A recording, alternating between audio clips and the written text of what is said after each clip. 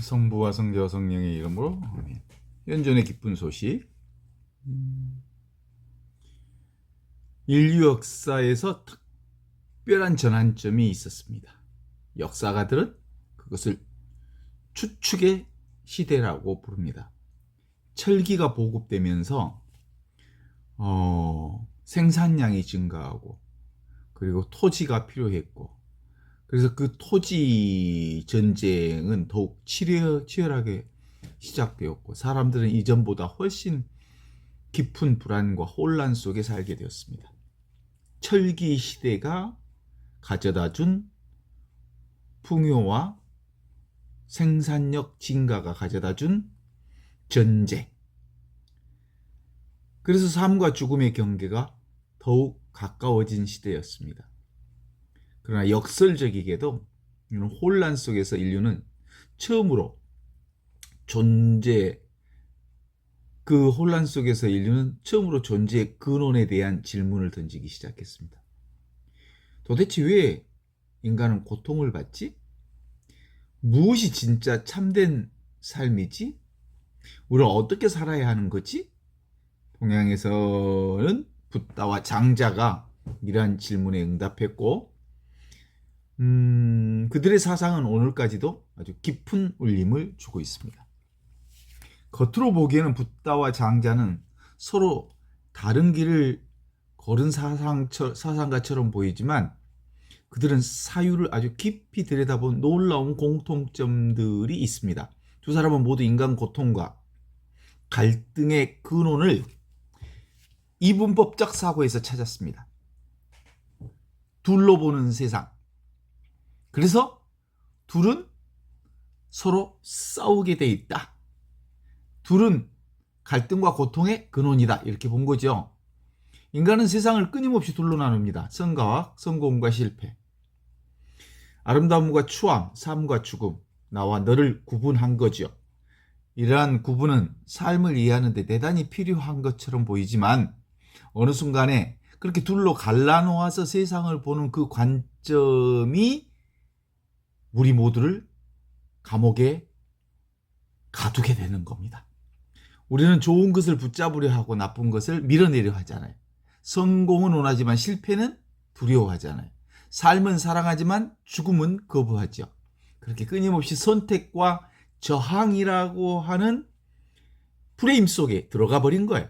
인간은 그런 이혼론의 프레임 안에서 인간은 불안과 갈등을 만들어내게 된 겁니다. 붓다는 이러한 집착의 근원에 고정적 실체에 대한 착각이 있다고 보았습니다. 그는 재행무상을 통해서 모든 것은 끊임없이 변한다고 가르쳤습니다. 눈에 보이는 세상 모든 것이 생멸변화한다고 하는 것을 본 거죠. 더 나아가서 제법모아 그 모든 것은 영원히 고정된 실체가 도무지 아무것도 없다라고 설파했습니다. 그리고 우리가 나라고 부르는 것조차도 사실은 끊임없이 변화하는 생각과 감정, 그리고 기억의 흐름뿐이다. 이렇게 본 거예요.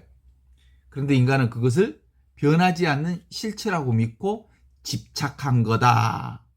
집착이 곧 괴로움을 가져왔다 하는 거죠. 그러니까 변하는 모든 것은 실체가 없다. 세상 모든 것은 실체가 없다.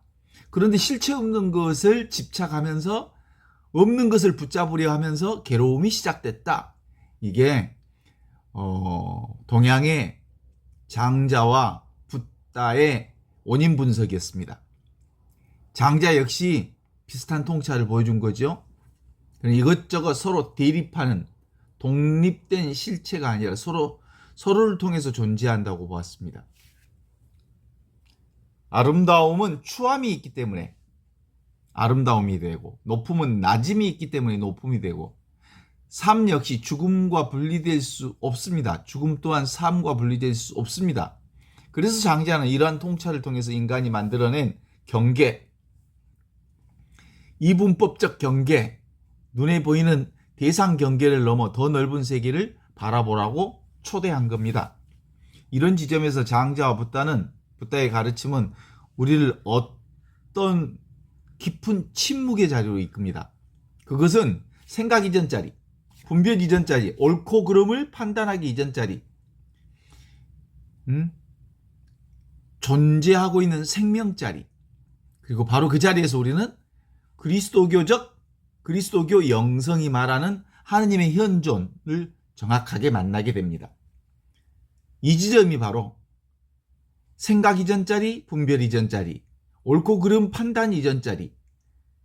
그게 바로 예수님께서 하느님 나라가 가까웠다. 그러나 하느님 나라는 먼 미래에 이루어질 어떤 나라가 아니다. 또 죽은 뒤에 들어갈 수 있는 공간도 아니다. 하느님 나라는 지금 여기 우리 가운데의 현실이다. 예수님은 하느님을 현재형으로 살아 계신 분으로 체험했습니다. 그래서 예수님의 삶 전체는 지금 이 순간 하느님과 함께 머무는 삶을 얘기하고 있습니다.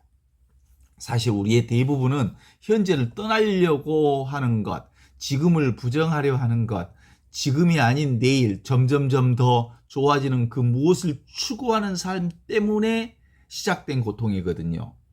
우리는 지나간 과거를 붙잡고 후회합니다. 이미 끝난 일들을 반복해서 떠올리며 자신을 괴롭힙니다. 또 아직 오지 않는 미래를 걱정하며 불안해합니다. 생각은 늘 과거나 미래로 향해 달려가고 있죠. 그러나 하느님은 과거 속에도 미래 속에도 갇히지 않는 분으로서 하느님은 언제나 지금 여기 이 순간 살아계신 하느님의 현존으로서 현재형으로 계신다는 것이 바로 예수님의 가르침입니다. 모세가 들었던 하느님의 이름, 나는 있는 바 그대로 나다. 나는 지금 여기 이 순간 살아있는 하느님의 현존으로서 현재형으로서의 나다. 지금 있다, 여기 있다, 이 순간 있다. 하느님은 과거도 아니고 미래도 아니고 존재 자체이신 분이고 지금 여기 살아계신 분이다. 그래서 현존의 영성은 특별한 신비를 체험하는 영성이 아니라 지금 이 순간을 온전하게 수용하고 받아들이고 그리고 온전히 지금 이 순간을 살아내는 영성이다. 이렇게 말할 수 있습니다. 자, 산길을 걷다가 들려오는 새소리에 귀를 기울이는 일. 그게 현존을 사는 영성입니다. 강변에 흔들리는 갈대를 바라보는 일. 그 속에서 하느님 만납니다. 얼굴을 스치는 바람을 느끼는 일. 그 속에 하느님을 경험합니다. 이 모든 일이 현존의 문이 됩니다. 하느님은 특별한 장소에 계시는 분이 아니라 지금 이 순간 존재하는 모든 것들 안에 자신을 드러낸다는 것이지요. 장자가 말한 자유로운 사람은 삶의 흐름과 싸우지 않는 사람입니다. 붓다가 말한 깨달은 사람은 집착에서 벗어난 사람입니다. 그리고 복음이 말하는 하느님의 사람은 하느님의 현존 안에 머무는 사람입니다. 그는 성공 때문에 들뜨지 않고 실패 때문에 무너지지 않습니다. 칭찬을 취하지 않고 비난에 흔들리지 않습니다. 삶과 죽음마저도 하느님의 신비 안에서 받아들입니다. 그의 중심이 자기 생각이 아니라 하느님께 있기 때문입니다. 결국 장자와 붓다의 통찰은 인간이 만들어낸 분별의 벽을 넘어서 존재의 근원으로 돌아가라고 말합니다. 그리고 그리스도교 영성은 그 근원을 살아계신 하느님의 현존 안에서 발견합니다. 지금 여기 이 순간 단순한 시간이 아니라 그것은 하느님께서 당신 자신을 드러내는 아주 거룩한 자리인 것이죠. 우리가 과거와 미래의 생각에 벗어나서 지금 이 순간으로 돌아올 때 세상은 더 이상 분열된 세상이 아니라 모든 것은 서로 연결되어 있고 모든 것은 더 하느님의 생명 안에서 살아 움직이고 있음을 보게 되는 것입니다. 그때 우리는 비로소 깨닫게 되지요. 우리가 찾고 있던 진리는 멀리 있는 게 아니라 지금 여기 이 순간 살아있는 하나님의 현존 안에 있다는 사실을 말입니다.